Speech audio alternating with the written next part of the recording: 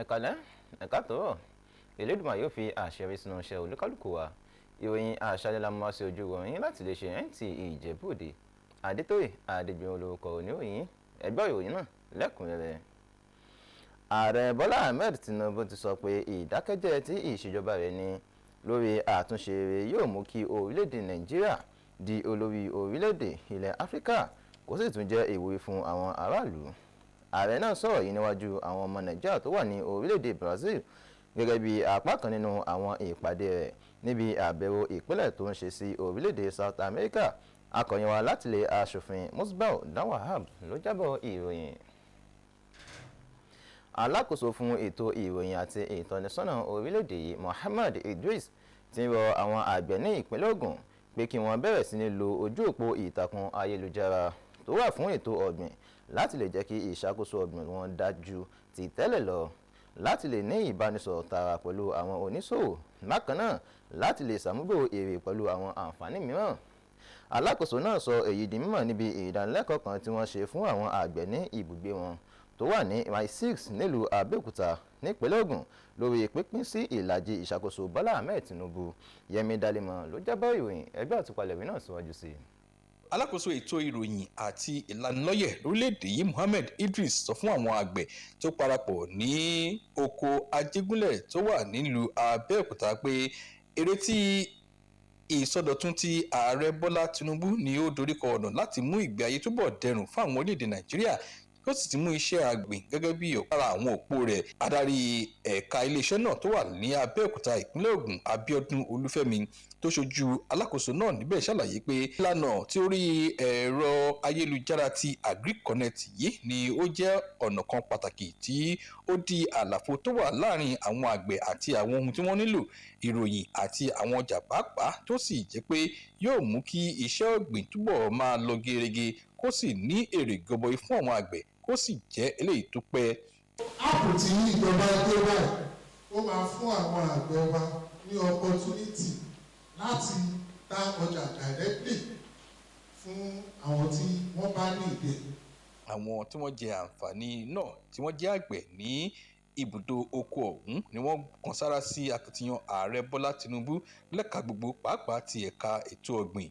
Rótìmí Ṣógúnlẹ̀, Olúṣẹ́gun Adéríbigbé àti Ọlábímpé Ọládéìndé ni wọ́n wòye pé ìlànà tí a gbé kalẹ̀ yìí ni ó jẹ́ ọ̀nà kan gbòógì fún ìsọdọ̀tun iṣẹ́ ọ̀gbìn nípínlẹ̀ Ògùn, eléyìí tí yóò fi agbára kún àwọn àgbẹ̀ tí lè túbọ̀ ní àṣeyọrí àti ìlọ́rọ̀ sí i. Àwọn òṣìṣẹ́ iléeṣẹ́ náà ni wọ́n wá jáde lọ sí ìlú ti Ajégúnlẹ̀ Mile 6 náà tí wọ́n sì ń sọ nípa ti àwọn ètò gbogbo tíjọba àpapọ̀ ní fún àwọn aráàlú, pàápàá ti ètò ìrànwọ́ owó, ẹ̀yáwó fún àwọn akẹ́kọ̀ọ́ láti fi kàwé wọn, ìdókòwò nídìí ìmọ̀ ẹ̀rọ tẹkinọ́lọ́jì àti mímú àwọn kùdìẹ̀kudiẹ kúrò lórí ọ̀nà tí àwọn ọmọ orílẹ̀-èdè Nàìjíríà fi lè rí ètò ẹ̀yáwó láti mú kí iṣẹ́ wọn túbọ̀ gbèrú sí i, àti àwọn ètò gbogbo míì tí ààrẹ Bọ́lá Tinubu gbé kalẹ̀ nínú ìjọba rẹ̀ tó ń lọ lọ́wọ́ yìí. Yẹmi Dalemo ló jábọ̀ ìròyìn. Ìjọba ìpínlẹ̀ Ọ̀ṣun ti forúkọ ẹgbẹ̀rún àwọn èèyàn tó wà ní ibùdó àtúnṣe ìwà kalẹ̀ bí ojúṣe náà ti yọ kúrò lórí ìjọba àpapọ̀. Báyìí ni ìjọba ìpínlẹ̀ Ọ̀ṣun ṣe forúkọ wọn sílẹ̀ fún ètò ìtọ́jú ara ọ̀fẹ́. Akọ̀wé àgbà fún iléeṣẹ́ ìtọ́jú ara ní ìpínlẹ̀ Ọ̀ṣun Dókítà Rozak Akindele ló sọ ìròyìn yìí nílùú Òṣogbo. Fẹ́mi Afárígan ló jábọ̀ ìròyìn náà. Ọ̀gá àgbà àwọn ẹgbẹ́ agbófinró ilẹ̀ Nàìjíríà Káyọ̀dé Ẹgbẹ́tókun kópa nínú ìpàdé àjọ àgbáyé ti ẹlẹ́kẹtàdínlọ́gbọ̀n irú rẹ̀ fún ẹkùn ilẹ̀ Áfíríkà eléyìí tó wáyé ní orílẹ̀-èdè South Africa. Àpéjọ àkànṣe tó mú ìfọkànsìn àgbáyé pọ̀ sí lórí ìjà lílòdì sí ìwà ọ̀daràn àti ìmúgbòòrò fífi òfin lélẹ̀ káàkiri àgbáyé. Gẹ́gẹ́ bí ìkéde láti ọ̀dọ̀ àwọn agbófinró ṣe sọ, ìpàdé yìí ni àwọn ọ̀gá àgbà àwọn ẹgbẹ́ agbófinró àti adarí àwọn olùṣọ́ ààbò tí wọ́n tó bí 200 ni wọ́n lọ láti oríṣiríṣi orílẹ̀-èdè 66 nítorí ìjíròrò lórí àwọn ìṣòro ààbò agbègbè, pínpín ọgbọ́n pẹ̀lú ètò ìlànà káàkiri ààlà. Ọ̀gá àgbà náà tún ti ṣètò láti sọ̀rọ̀ lórí kókó tó jẹ́ jíjí màálù gbé ní ìwọ̀ oòrùn ilẹ̀ Áfíríkà, ọ̀nà sí ìwà ìpànìyàn láti ẹ̀dá ẹ̀rọ ayérayé nínú èyí tí yóò fi hàn bí jíjí màálù ṣe jẹ́ ìkan pàtàkì nínú ẹ̀ka ìṣèlú ìwà ọ̀daràn àti ìní fún ìwà ìpànìyàn.